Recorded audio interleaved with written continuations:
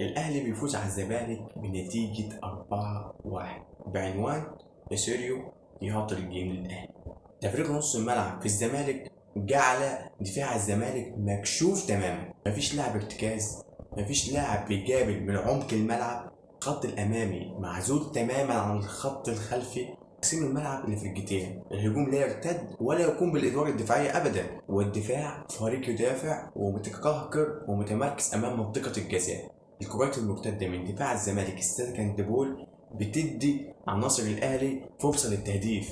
سيريو لم يحترم الاهلي، نزل بدا بتشكيله غلط في عز ما الاهلي نفسه كان داخل بحذر دفاعي وبيعتمد على التحولات الهجوميه اللي نجحت مع الدفاع الهش ونص الملعب مش موجود تماما. وده اللي ادى الافضليه للاهلي الشوط الاول وخلاه يتقدم على الزمالك بثلاث اهداف مقابل لا شيء، وكان لعب جيم افضل على الزمالك، بحيث الزمالك حتى في الادوار الهجوميه ما كانش على الوجه المطلوب.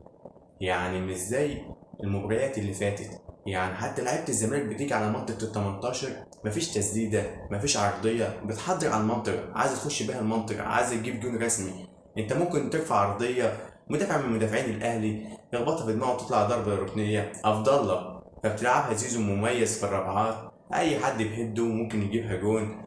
لكن انت ما شفناش من الزمالك اي فرصه في الشوط الاول تستحق غير فرصه عبد الله سيد نيمار اللي هو شوه في ايد الشناوي، كان ممكن يلعبها بالعرض وكان هتيجي جون، لكن هو قراره كان غلط من دماغه، قرار كان غلط من نيمار.